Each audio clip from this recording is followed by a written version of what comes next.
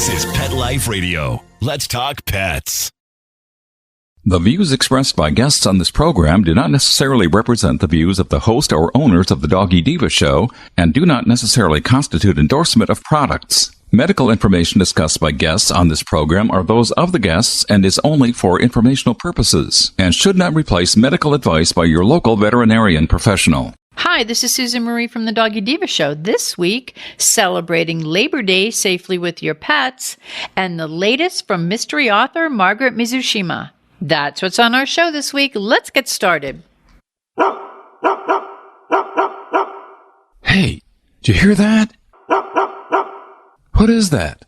It's the bark heard round the world. The Doggy Diva Show.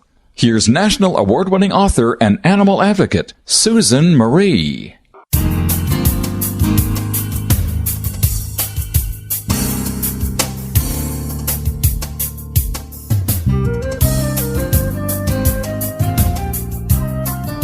Hi, welcome to the Doggy Diva Show, the show for animal lovers. I'm your host, Susan Marie, and as always, I'm joined by my canine co-hosts, the Doggy Divas themselves, Francesca, Coco, and our newest little diva, Miss Olive. Miss Olive is the cute little Italian Greyhound rescue in the picture with the microphone. Thank you for joining us today as we bring the experts in the pet and animal world right to you. Email us at doggydivashow@aol.com. That's DOGGYDIVA show@aol.com. We love hearing from you. So go grab a cup of coffee and your pet's favorite treat, and we'll be back in just a moment. Looking for a dental treat that does more for your dog? Daily Dose is a 2-in-1 chew that pairs a daily dental scrub with powerful supplements to help with the biggest health concerns facing our dogs. Daily Dose was developed by vets to be simple to use and super effective. Plus, dogs love the taste. Available for joint, skin, heart health, or calming. Daily Dose. Your pet's daily dose of awesome. Visit yourpetsdailydose.com to save $3 on your first bag with promo code PETLIFE. That's yourpetsdailydose.com. Let's Talk Pets on PetLifeRadio.com.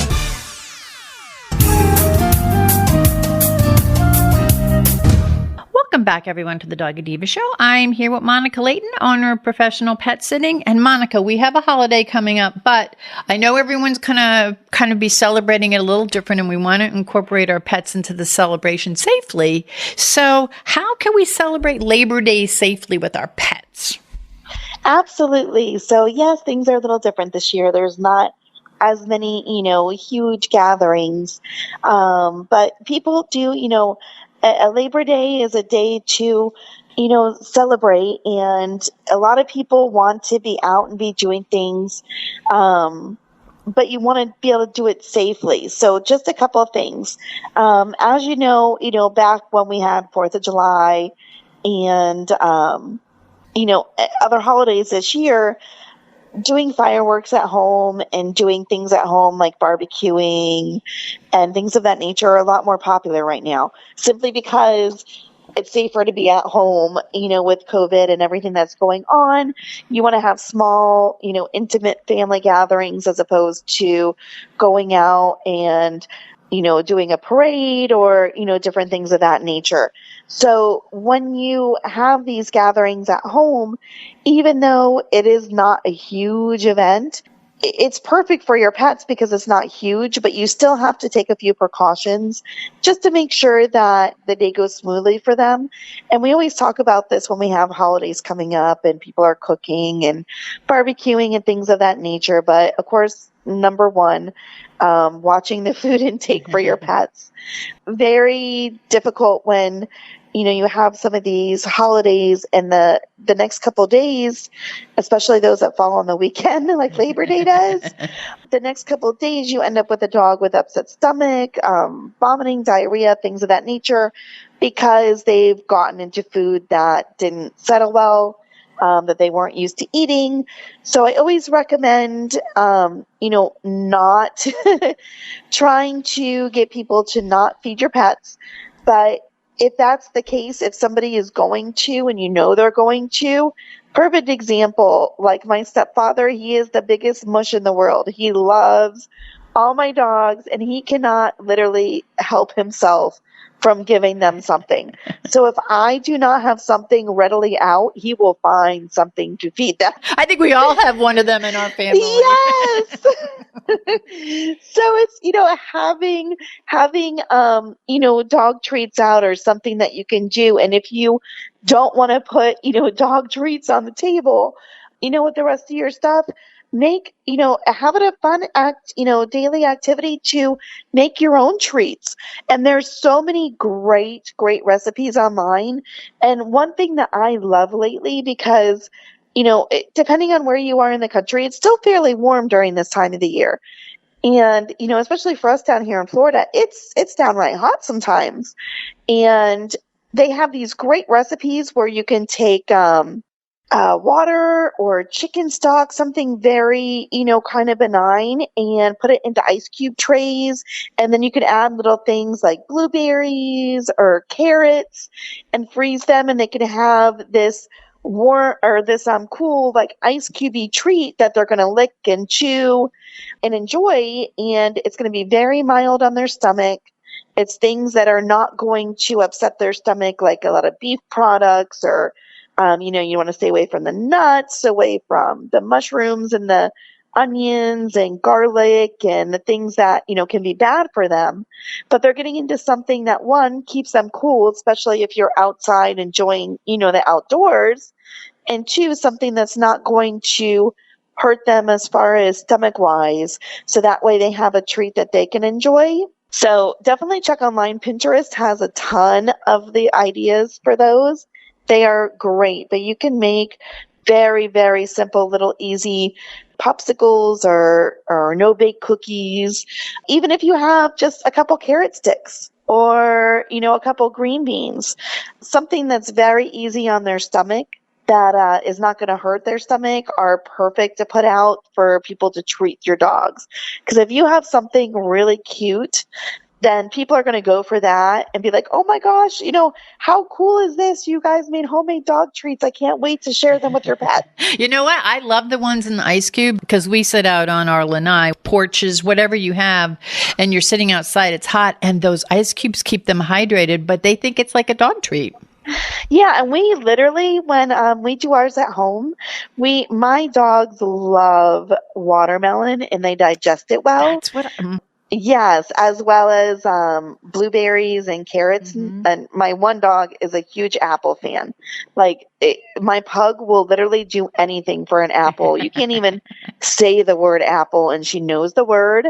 And she's barking, and she's got the big puggy bug eyes, and she's all excited. But we do apple slices, and we put them in when it's half frozen. So the apple slices end up being like a handle. And then after they're done freezing, you can just kind of break up the ice cube tray and they pull right out just like little popsicles. So you have the apple as the handle and then the little ice cube on the end. And we put them in Ziploc bags and throw them in the cooler with the drinks. So that way they stay cool, but then it's accessible for people to give to the pets at any time. Oh, what a great idea. I love that. But things like that, very super easy. I mean, we're talking 5 minutes to make something like that. And then, just freezing time. And it's just something extra to have for the pets. But the pets love it. People love it. And it's a great way to include the pets in the fun and festivities safely without causing upset stomachs. And we're all for that. That keeps them away from the chips and the dip. That's what I like. Yes. And another thing, we had talked about, with the fireworks and things of that nature. Also right now we're kind of getting into, for those of us that are in hurricane areas, we're getting into storm season. And we've had this a lot lately also is, noises.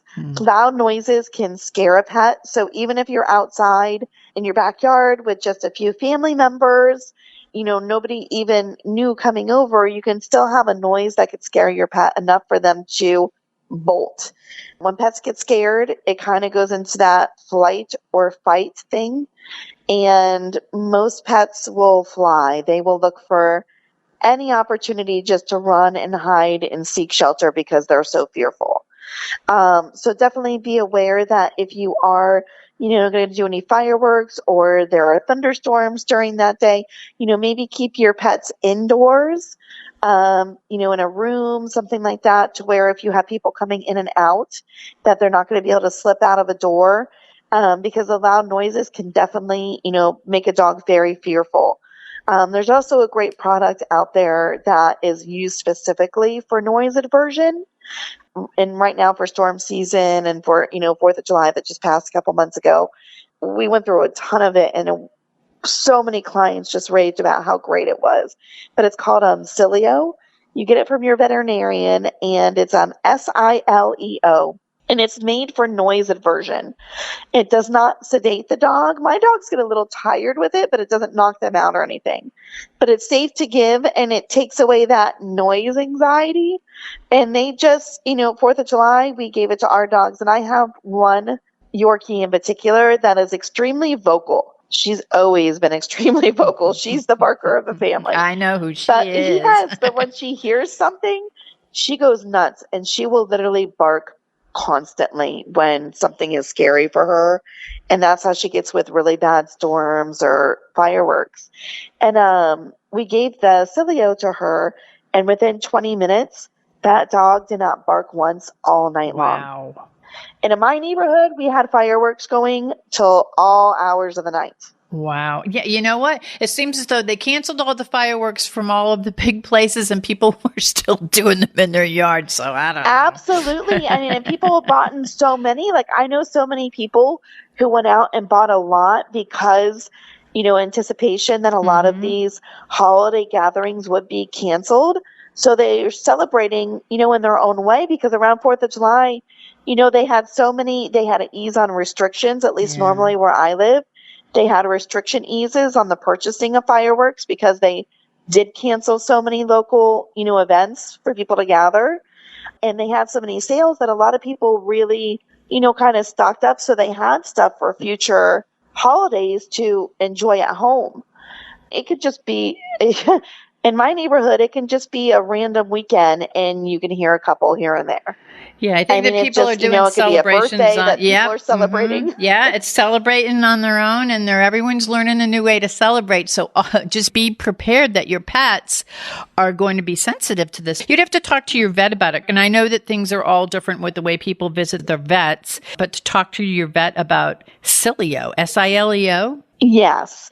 And it is a prescription. However, as long as you have a current exam up to date on your pet, you should be able to get that from your veterinarian. Most veterinarians, as long as they have a current exam up to date on your pet, will be able to get you that without having to come in for an additional visit. Monica, as always, thank you very much for bringing this. It's a whole new world. We're celebrating everything's differently. So thank you for giving us the latest, and we appreciate it. And you have a great Labor Day. You, Haley, and all the puppies, kitties, and hedgehog. Thank you. You too. All right. We'll be back in just a moment. Hello, everyone. Susan Marie and Miss Olive here to announce the release of the second book in the Doggy Diva Diaries series, Miss Olive Finds Her Forever Friends, a story about Miss Olive's encounters with bullying at a dog park and how she learns a life lesson. Please check out the original award-winning book, Miss Olive Finds Her Forever Home, which is a story about adoption and rescue. Both books are available at Amazon.com and BarnesandNoble.com, and please visit thedoggydiva.com for more information. Thank you, everyone. Coming up, what's new with mystery author Margaret Mizushima? We have the answer. Stay tuned. The young lady from the rescue delivered happy. He was missing hair, stinky, scabby. The cause of his issue was poor nutrition. It was neglect. DINOVITE.com. We've been using Dinovite, and within a couple weeks, his skin started clearing up. He didn't smell. He had more energy, a glow, and a bounce about him. You get some Dinovite, how happy your dog will be. DINOVITE.com.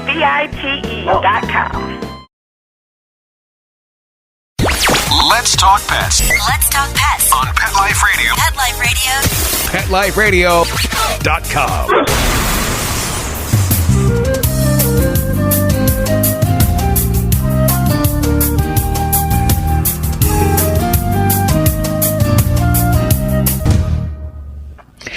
back to the Doggy Diva Show. Margaret Mizushima is the author of the award-winning and internationally acclaimed Timber Creek Canine Mysteries, and Margaret serves on the board of the Rocky Mountain chapter of the Mystery Writers of America and was awarded the 2019-2020 Writer of the Year by the Rocky Mountain Fiction Writers.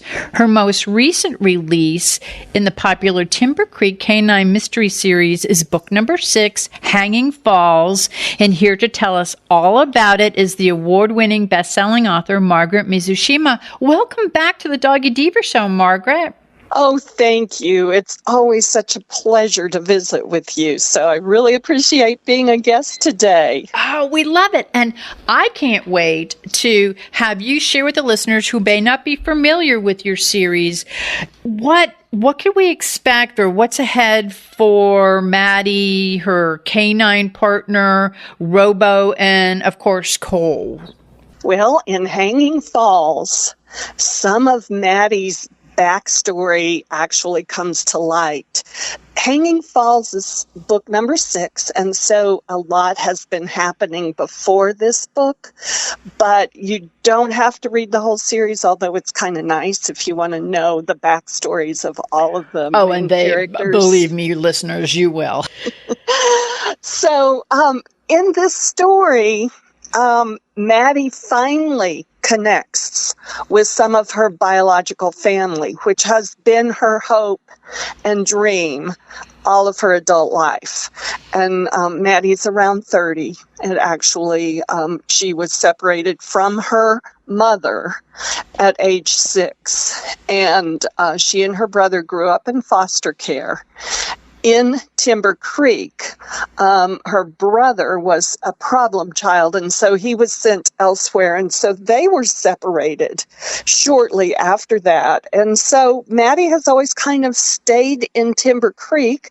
She's a deputy sheriff in the very rural sheriff's department, which is surrounded by the mountain wilderness area. And she has stayed in Timber Creek, hoping that someday they would reconnect. She has searched for them, but they pretty much just disappeared and dropped off the face of the earth, and she hasn't been able to find them as she became an adult. But through the wonders of DNA, she has connected with some of her biological family. And so that is basically revealed in chapter 1, and the story goes from there. Unfortunately, she is scheduled to go meet her sister and grandmother. They are the ones she's connected with in California, but a dead body also shows up in chapter 1, and so Maddie and Robo decide to stay near Timber Creek to help investigate the murder. They are the only canine team in the area, and so it's important for them to do their part. For the listeners who may not be familiar, and of course, I've been following you since your very first book. This is your 6th one, and I am in love, and I'm totally into these characters. I know about their back. I like to think I know about where they're going to go. But could you just tell the listeners a little bit about Maddie, Robo, and one of the key characters throughout the book is Cole. And can you just tell the listeners a little bit about that? Yes. I've given you some background on Maddie. Robo is a German Shepherd, and he is the first canine patrol dog that they have in Timber Creek. The merchants and the ranchers around the town actually raised money to buy Robo for the department because the town had been threatened with drug traffic. That still is a problem for the town, but it's much reduced since Robo came into the picture. So Robo and Maddie were paired together, and she, in the first book, which is called Killing Trail, is a brand new canine handler, and she makes some mistakes, which I have learned about through some of my consultants who have talked to me about different mistakes that beginning handlers make. But the books go from there, so you get to see the relationship develop between Robo and Maddie as they become more of a seasoned team together. And then Cole Walker is the only veterinarian in the region, and he is Robo's doctor, and he's also Maddie's love interest.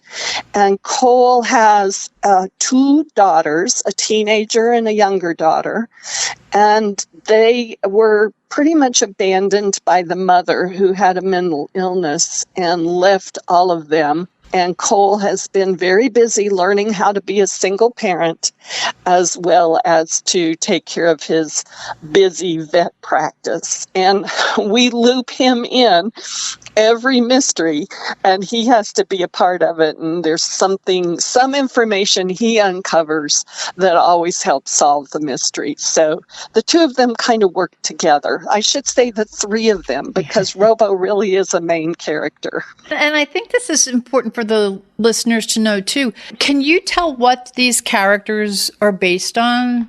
And I know they were based on people, especially Robo is based on like a real dog. But can you tell the listeners, because sometimes I think people knowing what the characters are based on, they become more vested in the characters. Robo and Maddie are both based on an actual canine handler and her dog, whom I met back in probably around 2013. This woman was a friend, the daughter of one of my mother's friends, and they put us in touch with each other. And she let me shadow her while she trained dogs in tracking and evidence detection and those kinds of things. So I had such a wonderful experience. And that woman really inspired me, because I felt like she was very courageous and brave. She had been working as a canine handler and trainer in Bellingham, Washington, prior to her moving to Colorado. And she had been injured in a warehouse explosion, and she had then at that point retired. Her dog, who was named Robo, was a German Shepherd, and he was deafened in that explosion. So he had to retire, but they allowed him to become her pet. So the 2 of them came to Colorado to kind of heal up. And by the time I met her, Robo had died of old age. But she has told me so many wonderful stories about his prowess as a patrol and a narcotics detection dog. And I just was inspired so much by him. So I asked her if I could use his name, and she graciously said yes, and the Robo would be honored. So that's how Robo came to be.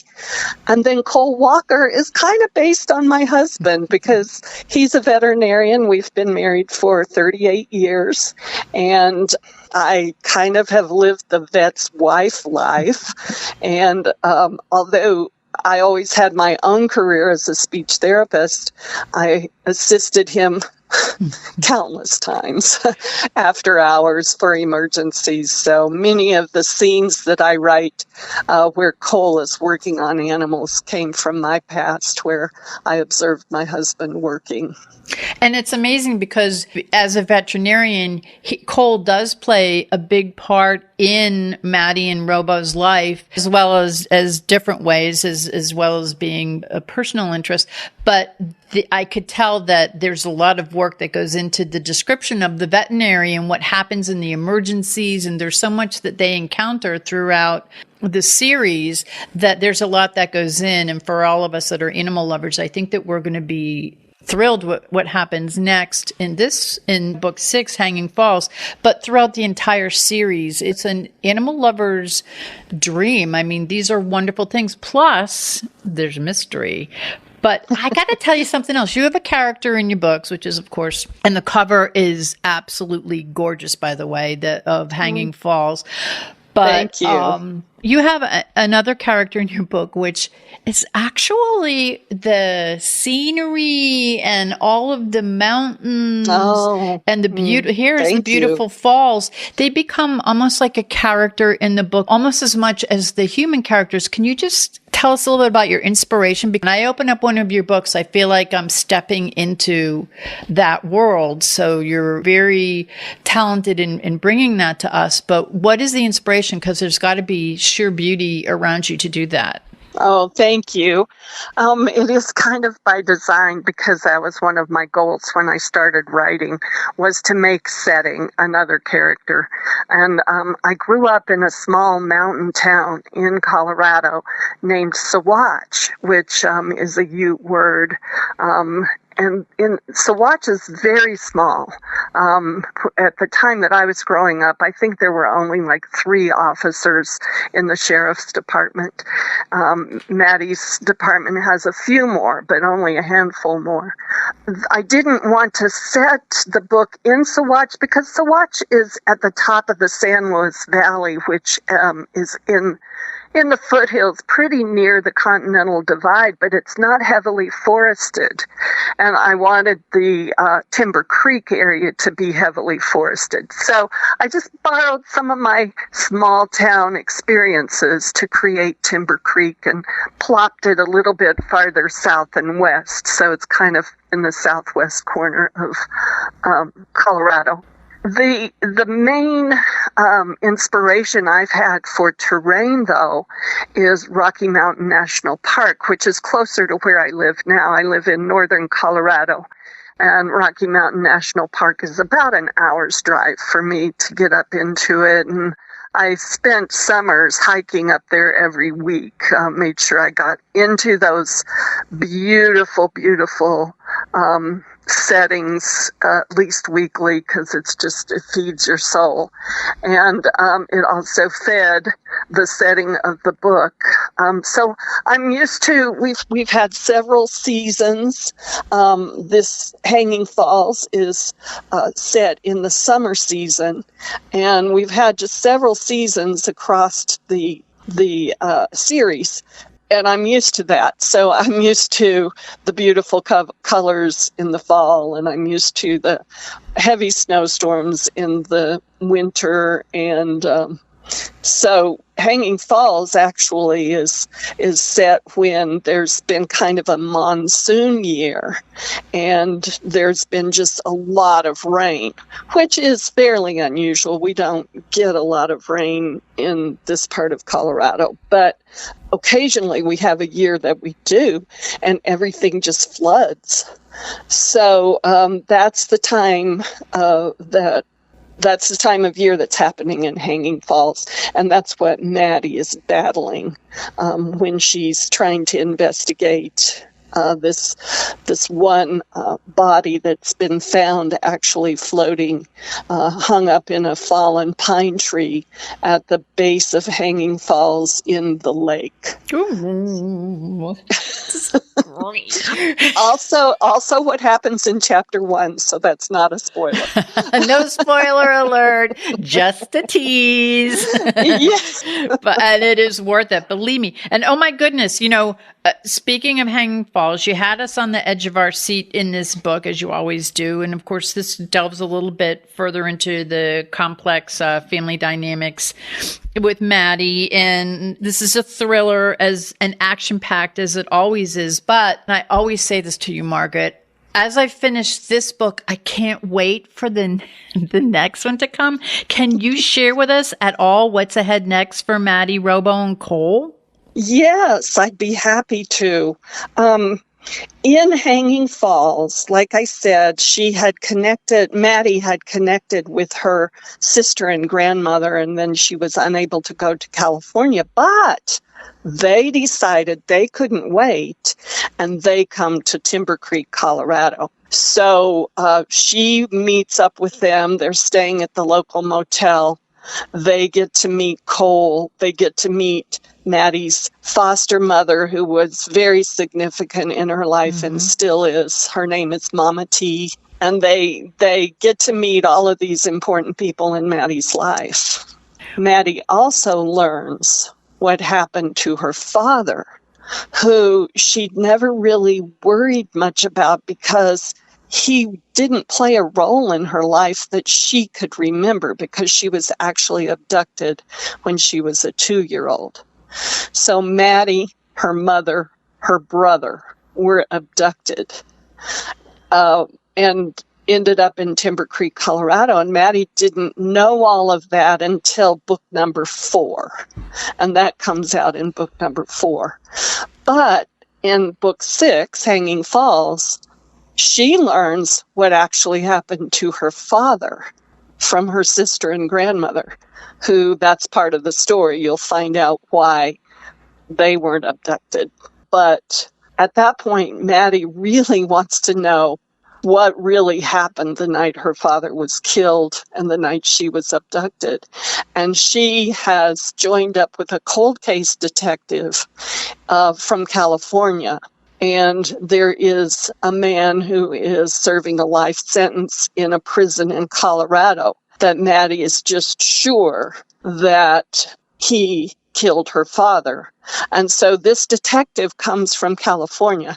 And that's the first scene in book 7 in the series, is they are meeting at this prison to go in and interrogate this man that tried to kill Maddie in book 4, but didn't succeed. And he's serving time there for the murder of another one of Maddie's family members. It's a twisted tale. So like you said, it's twisted, maybe but it's intriguing. I read them sequentially, but I'm going to go back to some of them because even though I know stuff as we're talking, I'm going, oh yeah.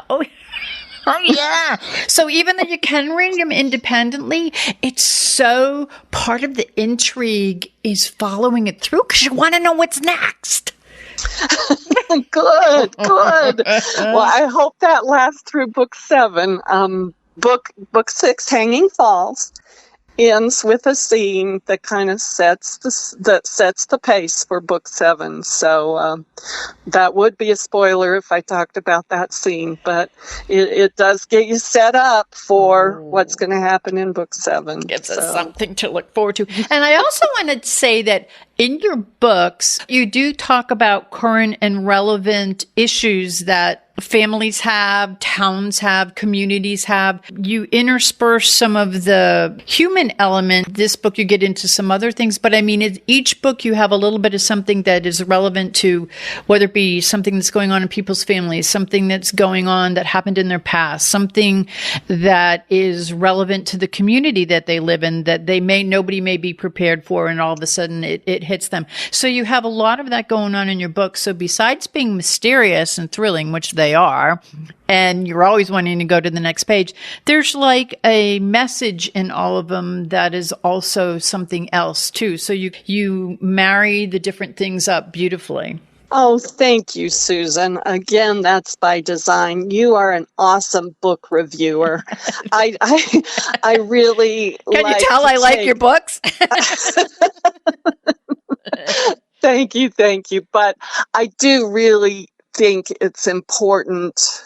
I don't want to just write mysteries. I want to write about people, and I want to make sure that community, social, and family issues are a part of each book. So there are themes that are woven together, and typically those underlying themes involve the motive for the murder. So all of these different subplots have to be put together by the end of the book. And that's what I'm struggling now with book 7 this summer. It's been pandemic summer of just sitting and writing.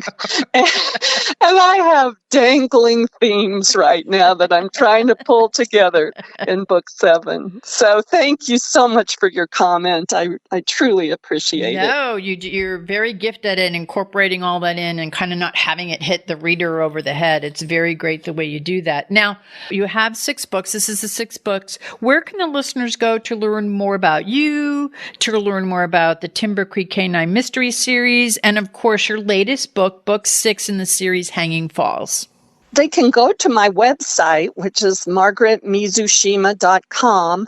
And do I need to spell that, or yeah, will that? Why don't you? Because I know it, but I want to make sure all of them know it too, all the listeners. MargaretMizushima.com. So I hope I spaced that out well enough. People could write it down if they want to. Yes, people will write it down.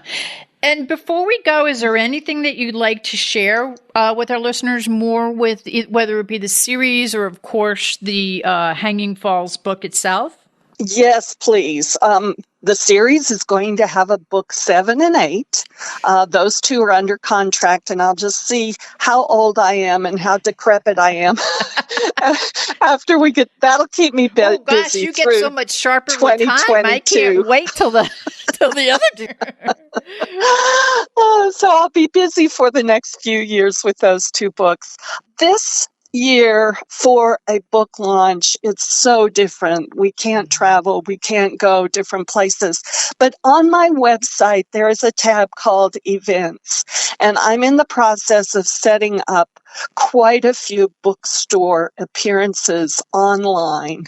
And so there will be eventually links online where you can go to the bookstore nearest you. We're working with a lot of independent bookstores and hoping that we can have a nice launch and still visit with readers over the internet. And that's so important because a lot of authors are doing that, the virtual launches. And I believe that so many readers, of course, we're all kind of in the same boat right now with COVID and the pandemic, and to be a part of something virtually, and your book launch would be perfect for it. You're connecting with people all over, and they're there for the same reason. They're there to learn more about your series and, of course, this beautiful book, The Hanging Falls. But I think that connection, even though we're not physically there, I think virtually that connection, and we're all learning to do that more, is becoming the new norm, and it's very gratifying. So I'm so happy that you're doing it. I'll be zooming in on one. So I think that's fabulous that you're doing that. And I think that people will be very happy and get to meet you in a whole different way. So. Well, thank you. Our first virtual bookstore is Old Firehouse Books in Fort Collins, Colorado, which is my local independent bookstore that has been supporting me over the years. And that's September 12th at 2:00 Colorado time. That's Mountain Daylight Time. All right. I just wrote that down. Oh, I hope you can join us. I hope so. We'll also be streaming live to Facebook, so it'll be one of those Zoom Facebook meetings. Love it. And I think that we're all getting so used to that. It's becoming a regular way of life with us. So that's so wonderful. And you know, Margaret, I want to thank you very much as always for being our guest and sharing the amazing Hanging Falls with us. And as I said before, though each book in the series is a really great standalone read, you are going to want to read every single one of them because you're not going to want to miss a thing all the way back from Killing Trail through now. And of course, we can't wait for the next. I always end this with saying, I can't wait. You know, we just read this one and I can't wait for the next one. So we're looking forward to the next one. And we look forward to having you back next year so that we could talk about it. Who knows what the world will be like then, but we'll be here. Yeah. Oh, thank you. Well, thank you so much for having me as a guest, Susan. It's been delightful as always. Oh, it's our pleasure. And again, Margaret, can you just give your website out just in case someone ran to get a pencil or a pen and wants to write it down again? Yes, it's margaretmizushima.com, and that is spelled MargaretMizushima.com. Well, thank you very much, Margaret. And as always, it's great to have you as our guest. And thank you for doing what you do because During these unusual times, you certainly are keeping us all entertained and on the end of our seat in a good way. So I thank you. As a reader, I thank you very much. Oh, thank you. Thank you, Susan. Take care. You too. We'll be back in just a moment. Are you listening to this right now with a cell phone clenched between your teeth as you frantically flip pages on your paper calendars? Or are you a new breed of groomer, bred for speed and efficiency of movement? 123Pet software automates your communications, doing the reminding, confirming, thanking, and marketing for you. 123Pet centralizes your schedule, employees, clients, inventory, and more. 123Pet is the business management software you need. Start minding your business today. Visit 123petsoftware.com. Let's talk pets. Let's talk pets On Pet Life Radio. Pet Life PetLifeRadio.com.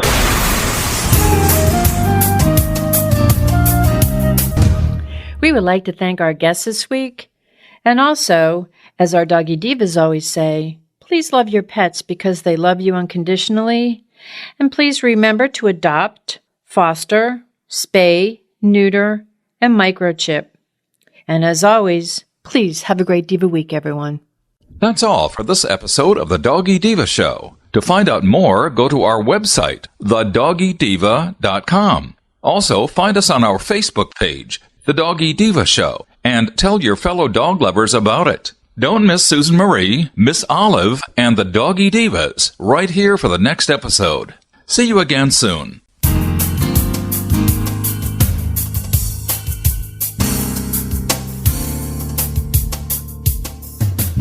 Let's Talk Pets, every week on demand, only on PetLifeRadio.com.